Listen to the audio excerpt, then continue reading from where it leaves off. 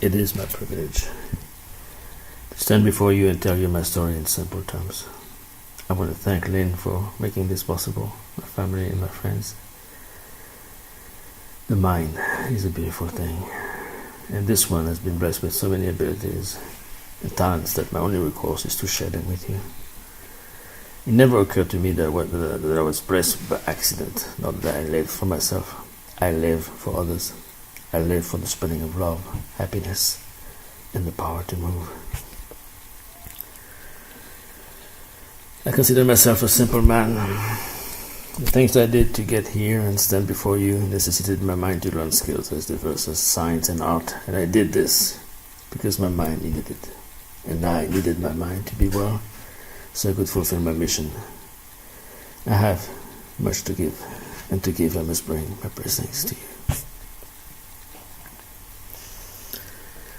I was born in a state that science would qualify as special. I had trouble forming sentences in my brain. All I heard instead were music notes. The music of Mozart and Vivaldi, the only two records my mother played each Sunday in our home, played in me without respect.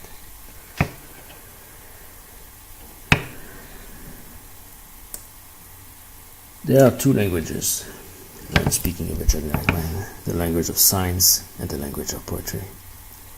The facts are that I have Parkinson's disease that I was diagnosed 13 years ago. The facts are that I am a pianist, singer, songwriter, writer, and painter. The facts are that I walk and stand because although I could sit on this chair, which is why it's here for this purpose, in case I need it, that will not be necessary. I am moved by love, and love would carry me. I am all of the above, not by accident. There was a plan. I call it a master plan. When I was 9 years old, I studied piano with a star. At age 15, I had to quit. My hands were not cooperating. I could feel the music, I just couldn't play it. There was something in my mind, something not functioning the way it should. Tumultuous emotions threatened my sanity. I had to stabilize myself. I had to ground my mind, anchor it in certainty, provided with a compass, a direction, and a north star. Just like when you're lost, where's the north? That's where you walk. Science would do that. I loved numbers. I could spend hours counting them out loud. I chose astrophysics because it was the closest to God. That's where I could combine numbers and music of the spheres. It worked. Not easily, for I had to acquire first memory, word memory. Music memory was no problem, it was already there, but it's words I needed. So with science, there are few words. They're very precise. So I learned how to write and read and think clearly and express myself with few words, which is useful now that I have trouble speaking. I gained stability, joy came back, and I got a PhD. Yeah! I know, what a great story, right? Wait, it's not over. I was born in France. In school I learned German, Russian, Latin, but not English. You're like, what the? I'm a sleepwalker. I find truth better with my eyes closed when guided by my soul. In France, I couldn't fit anywhere. My thinking was different. Until a friend of mine said, "You think like an American, but I don't even speak English." You really are an American because even though you speak French, I hear the American in you. Listen up. I live in New York. When you're ready, I'll be there. What can I say? I have amazing friends. In 1987, I knocked at his door in New York. It was Christmas. I was landing for the first time in the US, and on this soil, right here, I felt home. The master plan worked. I graduated with a physics degree, looked for a job in the Physics Today journal, which I had changed the title into Physics Today, Unemployment Tomorrow, because that's really what it was. End of the world, Cold War, no jobs. So I learned finance instead and found a job in Chicago. Everything was working well. My daughter was with me. She wanted to be in Chicago. She wanted to go to good school, which she did. She's awesome. That's my daughter. She's somewhere in the room. I couldn't write a book about her, maybe I will. And everything was working well until a new challenge landed on my plate. Parkinson. In 1 year, I did not trouble walking and keeping my body steady, and I could no longer work. The illness progressed very fast, very rapidly. I think it's better, and caused serious damage, cognitive damage. I could barely speak. I could not answer a question even if I knew the answer, especially if I knew the answer. I could not multiply two numbers without errors. That was darkness. My family supported me. My daughter, God bless her, was with me in spirit and in person at all times. The little light I saw, even in the worst of night, was her. It always is her. It never left me. She was busy becoming the amazing person she is. We chatted for hours. She shared her college life. I shared my music, therapeutic music, written by me for visual instruments. My piano playing was down to 20 minutes per week. It is now 2 hours per day. I made love to my muse, the one with whom I would write less or less well, probably both. She took me seriously. She said I could take a plane and come to the US. I thought she was crazy, but I did it. I had faith in her. On March 11, 2014, I landed in New York for the first time since the disease. I had joined Facebook, where all my friends are. I became Parkinson's worst nightmare. I still am. And I met Michael J. Fox. Wow, what a man. You don't meet people like this very often in your life. I don't. The last summer was a new low. Back to square zero. Cognitive problems again. I switched from art to science. I couldn't use art. I would use Mozart to get up.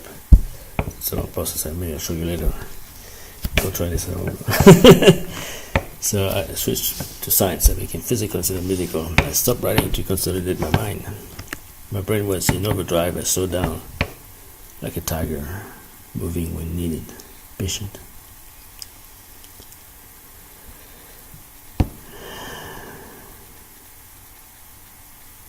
This comes before. Now, when I was in New York, I went to a recording studio. My mind is very simple at that. Best recording studio in New York. The name came up. That's the one I want. I could hardly walk. I sat on the stool. I had to have a heater and more clothes so that it would be warm. It would be closed. It would be cold. And I improvised. 3 hours non-stop. And the piece that I'm producing right now is taken from this improvisation. First take, no editing, nothing, as is. But that was with the help of medication. Too much medication. So instead I started sleeping. It was hard because I was missing my friend, but I did it. Because I needed to be back with all my mind. This crazy mind, this one right here. And it really started coming back. Maxwell's equations. The one describing light. Quantum field theory. General relativity. String theory. Time fields. All those names. Strominger, Coulomb, Barfar. Edward Witten. All those names that prepared my mind. That I've been friends of that I met most of them in conferences. Came back. My mind was coming to the rescue of my mind. But it was late. There was disaster talk, I would need surgery, I was losing my mind. But my mind is here.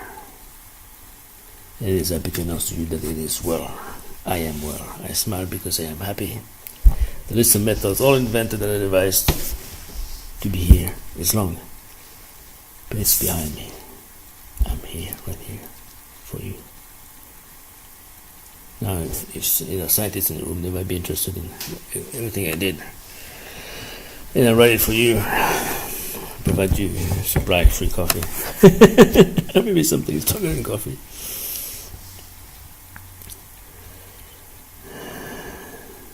Now let me show you a discovery I made. I'll give you a little glimpse of how my crazy mind works. 2 a.m. I wake up, of course. It's not like I have nothing else to do. I go to the kitchen, so I have something to eat.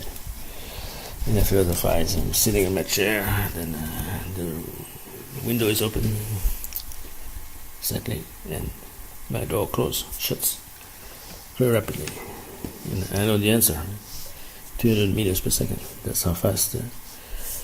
But I started to think, what if the door was conscious? He is an object made of wood, which successfully closes every time. It never fails. It never makes mistakes. It never hesitates. It's right there. If you call it for help, it will be there. That made me think very hard about how to solve my problem. I had trouble walking. If I could walk with the certainty of the door closing, if I could walk, moved by a force, external, a good force, unquestionable, then I would never stop walking. And that force was music. And precisely the music of Bach. Well, like Bach, because I had to correct it.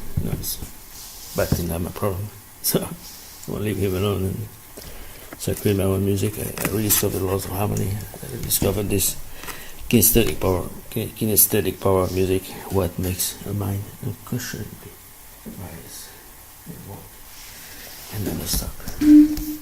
Like this. It is love that made Bach compose what he composed. He didn't sit trying to read some sheet music. Sorry, sheet music. There was no sheet music. He created it. Every genius creates a piece of music in 3 weeks. They are seized by universal impulse. Mechanism 3 hours. That transcends the boundaries of language. And they burn the page with the beauty of fire dancing with the stars. This is how time is created. Every time you have a story, time is created. That's the sense of the bare shit. In the beginning, there was the universe. Or the beginning state of the universe according to inflation theory. This is how the universe was created, and the universe is motion. I am motion, and I will never stop. I love you.